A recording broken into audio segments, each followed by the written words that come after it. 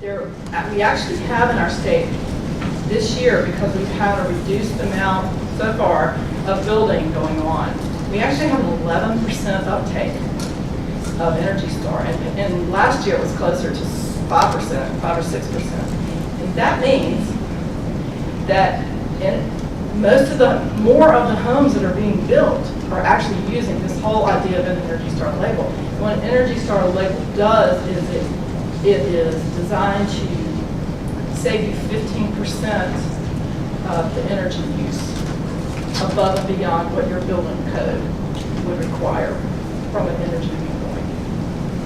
So it's starting to penetrate our market pretty well here in North Carolina. Out in Texas, it's over 50%. Out in California, you're going to see it up in the higher levels as well. So we're behind, but we're actually pretty far ahead of the Southeast. Look on the bright side. And these green building programs are focused on market movement. I actually think of Energy Star as an energy efficiency program because it really is very focused just on energy efficiency. It doesn't look at all those other green factors.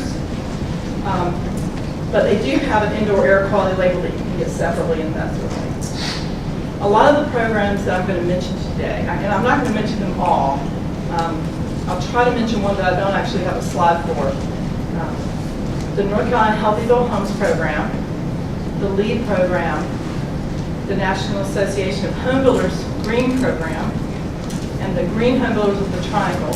They're all voluntary programs, and these are all programs that are very active in the Triangle area in particular, and in the state, with the exception of the Green Home Builders of the Triangle.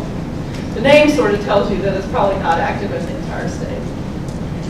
All of these need to meet specific requirements. There are lots of programs across the U.S., and I'm not going to go into them, but you can see here some of the little bit of the history. And this website is useful if you're trying to keep up with the changing programs that are out there. So let me just talk a little bit about commercial building, and probably more of my presentation today has residential stuff. Actually,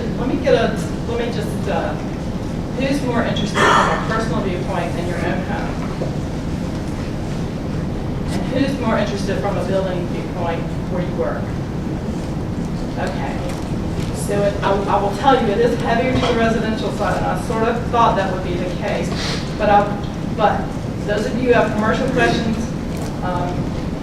don't shy away from asking them. I'll give them my best shot, okay?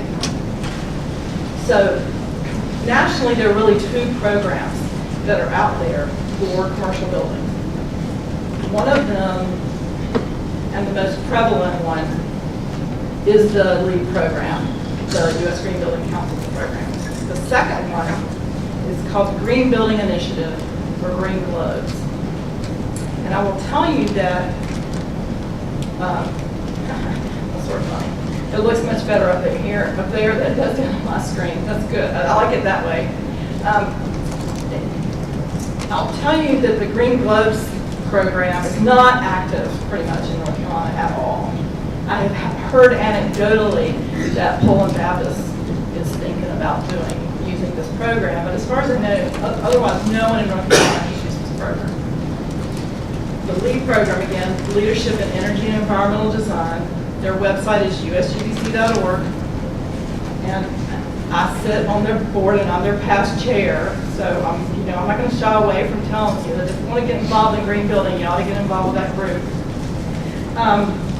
Currently in North Carolina, we have over 2,400 professionals that have gone through a testing protocol and training protocol, and after their names, they put LEED AP. Is anybody here a LEED AP by any chance? Statistically, somebody would have been. Oh, I didn't raise my hand, okay. I actually have two. I have the LEED AP, which is for commercial buildings, and then I have the LEED AP for homes, which is for residential. So, but that's the function of my job, right? We have about 473 in the Raleigh area. There are 151 in Durham, and I actually looked it up. There's one in the RTP. I didn't put it up here because I thought. Anyway, there are 509 buildings that have registered to become LEED certified. That does not include the ones that have actually become LEED certified. To date, 82 of them have become certified, and you can see that the majority of those are actually certified. This building is one of the 20 silver ones, but I thought it was actually fairly impressive that there are 25 gold. The level goes up from certified to platinum, and when you get to platinum, that's really a tough level to meet in their program. And basically, it's a set of checklists. All these programs tend to be a set of checklists of different sections, and I think I'm going to cover that in a minute. But to get you to integrate, you have to do something from different sections of the checklist to meet the overall requirements, so that you're starting to integrate the project. Now, that doesn't mean that you can't integrate it poorly, because you can, but it gives you a starting point to think about it, and there's a lot of encouragement to actually do it properly. So this is just as of last July. But these are the LEED certified projects in the Triangle area, and I'm pretty sure that this one, I think this one's up here, maybe not.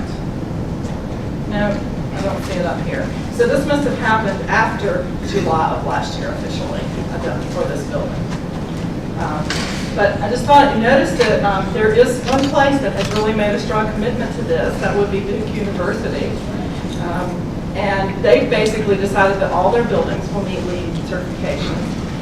So has UNC at Chapel Hill at this point, and NC State University as well, finally. Well, we're a little more skeptical. But here are a couple of the buildings in North Carolina. But this is the EPA one, the computing center over there in Morrisville. And then this is actually the first elementary school in the nation. And it was right here in North Carolina, so I think that's always sort of cool. And then there's one of the French Family Science Center. I don't know if you've ever been up there. It's a really nice building. And Weaver Cook headquarters. This is actually a general contractor, and they thought it was so important for their business. When they built a building, they decided they should make their own building be certified. But it's actually gold. And there's a public library in Charlotte area. And this is the Durham County Public Library. So I'm going to just move right on into another program, and I think I'm going to have a better idea of the checklist for this one. This is actually a program that we run at NC State University. It's a residential program, and it's focused on, we've been doing it since about 2003. We were starting before that, yes. How do you get the certification? You said the lead professionals? How do you become a lead AP? Yeah. There's a website which I did not have up there. It's gbci.org. And on that website, they'll tell you how to do it. So it's a process. And you have to agree to a bunch of continuing ed and all sorts of interesting things.